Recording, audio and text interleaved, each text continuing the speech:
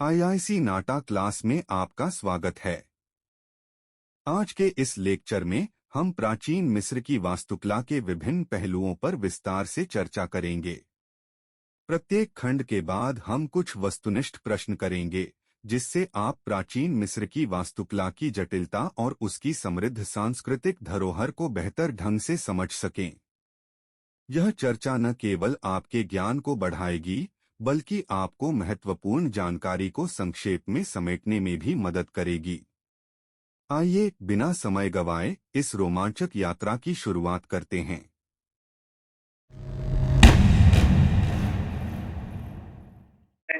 Geographical condition या कहें भौगोलिक स्थिति। मिस्र का भूदृश्य नील नदी के उपजाऊ घाटों से शुरू होकर शुष्क क्षेत्रों और विशाल रेगिस्तान तक फैला है। निचले उत्तरी भाग में नील नदी भूमध्य सागर से मिलती है, जबकि पूर्वी भाग लाल सागर तक फैला हुआ है। इन दो समुद्रों के माध्यम से मिस्र ने अपना व्यापार पूर्वी और पश्चिमी देशों में फैलाया। नील नदी, जो सबसे लंबी और शक्तिशाली है, मिस्र की प्राचीन संस्कृति का केंद्र है और इसकी हरी घाटी सभ्यता का उद्गम स्थल है। इसलिए प्राचीन फराओं ने नील नदी के किनारे अपने शहर बसाए, जहां रॉयल पिरामिड और मंदिर मिलते हैं। इस प्रकार मिस्र वास्तव में नील नदी का उपहार है।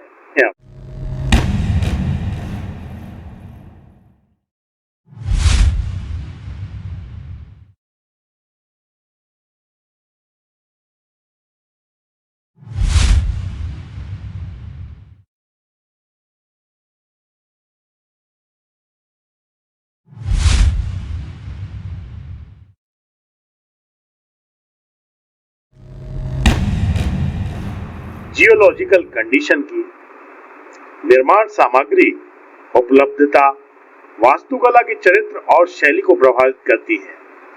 नील डेल्टा से मिली समृद्ध मिट्टी का उपयोग धूप में सुखाई गई ईंटें बनाने के लिए किया जाता था। मिट्टी को मजबूत करने के लिए इसमें ताड़ के पत्ते और नरकट मिलाए जाते थे। पिरामिडों के निर्माण के लिए मोक्टम पहाड़ियों और तुरा से चूना पत्थर निकाला जाता था। सिसिल से बलुआ पत्थर प्राप्त किया जाता था, जिससे मंदिर और ताबूत बनाए जाते थे। कॉलम और आर्किट्रेव के लिए लाल या भूरे रंग का ग्रेनाइट आसमान से लाया जाता था। पत्थरों को बड़े लकड़ी के स्लेज पर रखकर रस्सियों से खींचा जाता था और बाढ़ के मौसम में इन्हें नावों से भी लाया जाता था।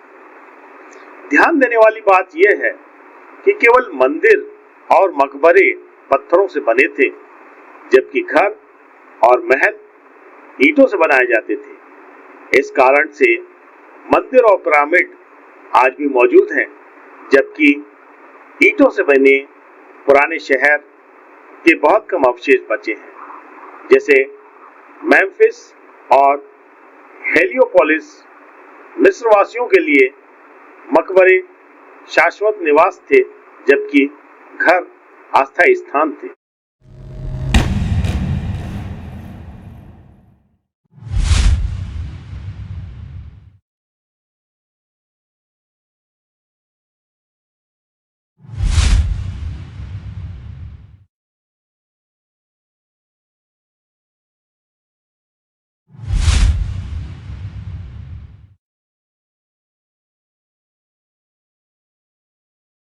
यानी जलवायु परिस्थितियों की।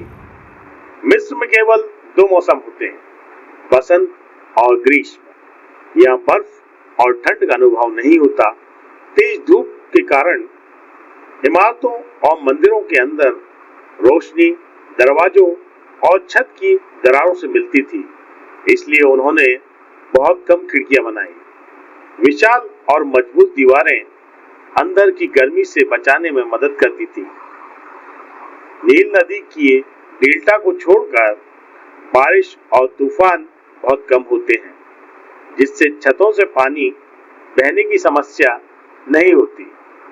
इसलिए सपाट छतें आम थी, जिनका उपयोग शाम को ताजी हवा का आनंद लेने और धार्मिक समारोह के लिए किया जाता था।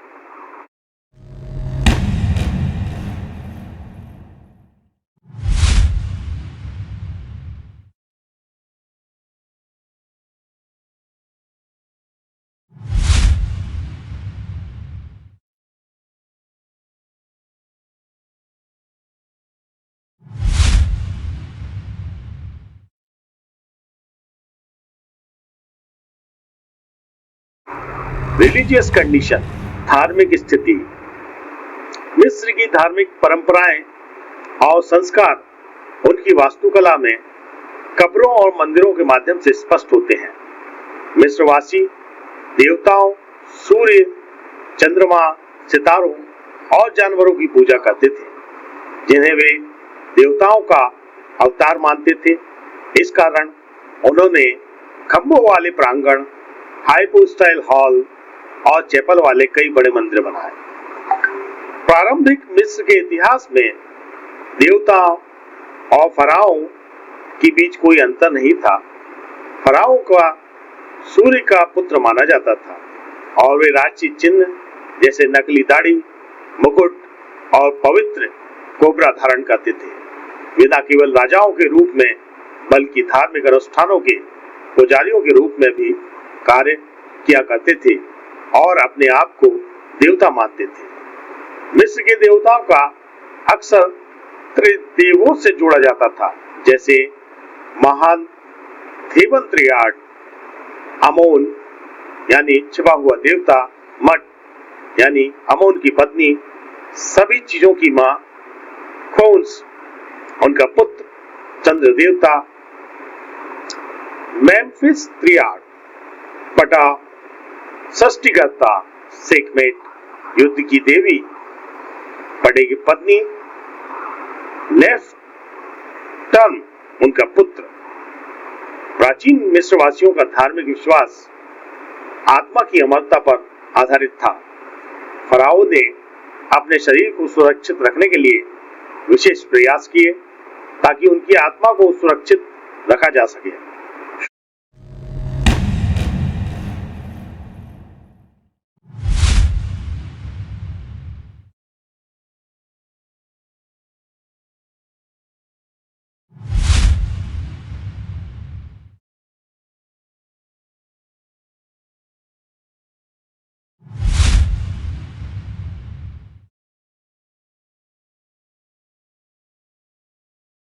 सोशल कंडीशन, सामाजिक स्थिति। मिस्र की सामाजिक स्थिति प्राचीन काल में काफी संगठित थी और इसे विभिन्न वर्गों में विभाजित किया जा सकता है। राजा, फेरो, समाज का सर्वोच्च स्तर जिसे भगवान का अवतार माना जाता था, वह राजनीतिक, धार्मिक और आर्थिक मामलों का प्रमुख होता था। अभिजात वर्ग, इसमें उच्च अधिकारी, पुजारी और धनी व्यापारी शामिल थे। ये लोग समाज में महत्वपूर्ण भूमिका निभाते थे और कई सुविधाओं का आनंद लेते थे। कला और विज्ञान के विशेषज्ञ, चित्रकार, शिल्पकार और वास्तुकार इस वर्ग में आते थे। उन्हें उनकी कलात्मक और तकनीकी क्षमताओं के लिए मान्यता दी जाती थी। किसान, कृषि समाज की रीढ़ थे और अधिकांश लोग इसी वर्ग में आते थे। वे अपने सामंती मालिकों के अधीन काम करते थे। श्रमिक, ये लोग विभिन्न कार्यों में लगे होते थे और समाज के निचले स्तर पर होते थे। गुलाम, सबसे निचला वर्ग जो युद्ध या ऋण के कारण गुलाम बने थे, उन्हें बहुत कम अधिकार होते थे। मिस्र की समाज व्यवस्था में वर्ग भेद स्पष्ट था और प्रत्येक वर्ग की अपनी भूमिका और जिम्मेदारियां थी।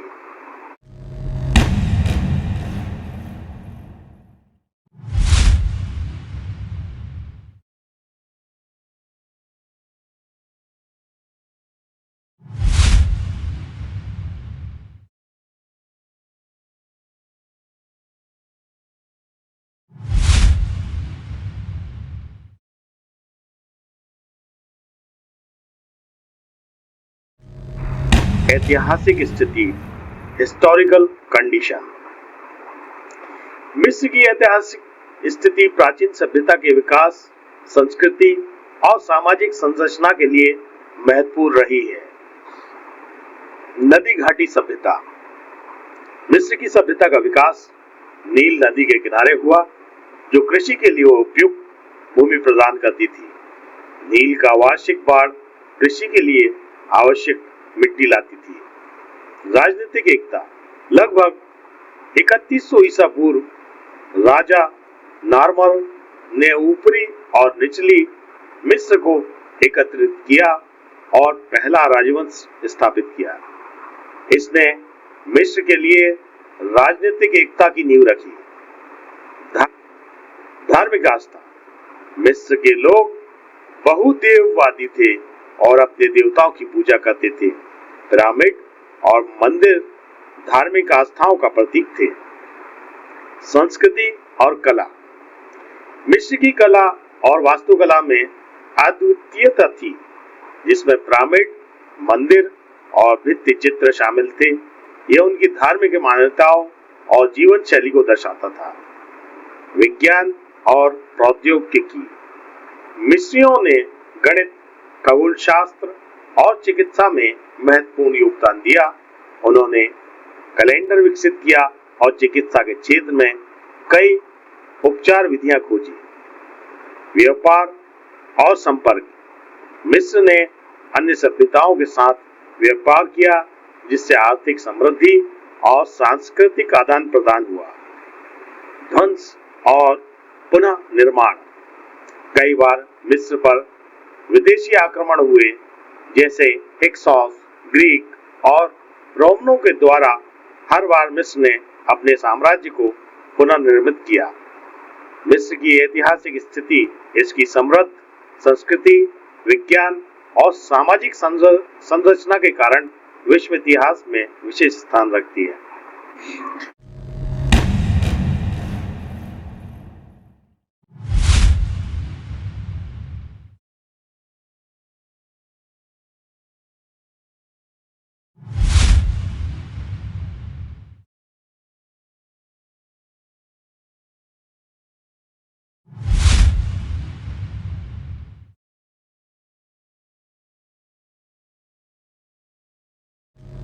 वास्तुकला की विशिष्ट विशेषताएं। मिस्र की वास्तुकला मुख्य रूप से स्तंभकार और बीम शैली में विकसित हुई, जो मुख्यतः मकबरों और मंदिरों के लिए प्रयोग की जाती थी। ये पश्चिम एशियाई वास्तुकला से भिन्न थी। महल और दीवारें। राजाओं के महलों के लिए विशाल दीवार बनाई जाती थी, जो सूखी मिट्टी की ईंटों से बनी होती थी। इनको नील नदी की मिट्टी और पौधों से मजबूत किया गया था। घर 1 या 2 मंजिला के होते थे, जिसमें एक लिविंग हॉल होता था।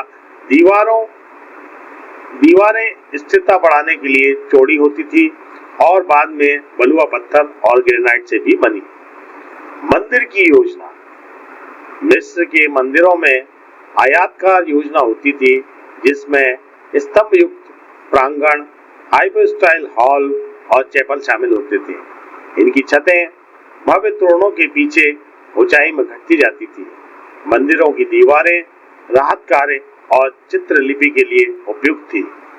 ओबेलिस्क और स्फिंक्स।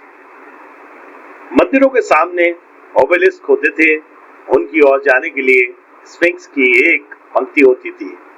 स्फिंक्स का आकार लेटे हुए शेर के शरीर और मानव या महिला के सिर जैसा होता था, जो नील नदी और स्मारक परिसर की रक्षा करता था। स्तंभ और सजावट। मिस्रवासियों ने भवन निर्माण में प्राकृतिक वस्तुओं का उत्कृष्ट उपयोग किया। उनके स्तंभ कमल के डंठल जैसे होते थे, जिनका शीर्ष उल्टी घंटी या कमल की कली जैसा दिखता था। ये आमतौर पर 6 गुना ऊंचे होते थे और पेंटिंग और नक्काशी से सजाए जाते थे। रंगों का उपयोग।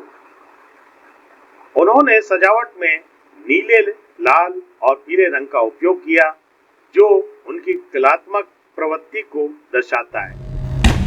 आइए विशिष्ट उदाहरण देखते हैं। टॉम्ब्स।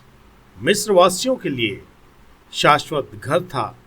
ऐसा माना जाता है कि पश्चिमी दिशा में मृतकों का एक रहस्यमय साम्राज्य है जहां सूरज डूबता है।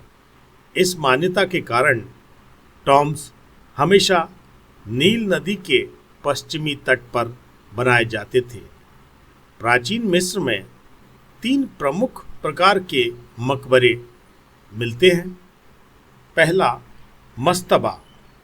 मस्तबा एक साधारण चौकोर आकार का मकबरा होता है जिसका छत सपाट होती है। यह आमतौर पर मृतक के शव को रखने के लिए नीचे एक कक्ष के साथ बनाया जाता है। मस्तबा को उच्च वर्ग के लोगों को जैसे राजकुमारों और रईसों के लिए बनाया जाता था। इनमें अक्सर दीवारों पर चित्र और लेखन होते हैं जो मृतक के जीवन और उनके साथियों को दर्शाते हैं। दूसरा, रॉयल पिरामिड यानी शाही पिरामिड। ये विशाल और भव्य मकबरे होते हैं जिन्हें फरावों के लिए बनाया जाता था। पिरामिड का आकार और संरचना मृतक की महिमा को दर्शाती है, जैसे कि खुफू का पिरामिड जो गीज़ा में स्थित है, सबसे बड़ा और प्रसिद्ध है। पिरामिडों में कई कक्ष होते हैं जिनमें से कुछ में शव और अन्य आवश्यक वस्तुएं रखी जाती हैं। तीसरा, रॉक कट टॉम्ब्स, चट्टान से बनी गुफाएं। ये मकबरे प्राकृतिक चट्टानों में काटकर बनाए जाते हैं। इनमें अक्सर एक या एक से अधिक कक्ष होते हैं और दीवारों पर सुंदर चित्रण होते हैं। ये मकबरे आमतौर पर रईसों और अधिकारियों के लिए होते हैं और इनका उद्देश्य मृतक की आत्मा को सुरक्षित रखना और उससे दिव्यता प्रदान करना होता है। इन 3 प्रकार के मकबरे प्राचीन मिस्र में की संस्कृति और मृत्यु के बाद के जीवन में उनके विश्वास को दर्शाते हैं। टेम्पल, मंदिर। प्राचीन मिस्र में मॉर्चरी टेम्पल और कल्ट टेम्पल अलग अलग लेकिन महत्वपूर्ण धार्मिक कार्यों के लिए बनाए गए थे। मॉर्चरी टेम्पल, ये मंदिर एक शाही मकबरे के निकट बनाए जाते थे और मृत फराव या महत्वपूर्ण व्यक्तियों की पूजा के लिए समर्पित होते थे। यहाँ पर अनुष्ठान और अर्पण किए जाते थे ताकि मृतक की आत्मा को बाद के जीवन में कल्याण मिल सके। इन मंदिरों में वेदी, अर्पण तालिकाएं और दीवारों पर चित्रण होते थे जो मृतक को विभिन्न दिव्य दृश्यों में दर्शाते थे। ये मंदिर पुजारियों के लिए अनुष्ठान करने का स्थान होते थे। कल्ट टेम्पल, कल्ट मंदिर विशेष देवताओं की पूजा के लिए बनाए जाते थे।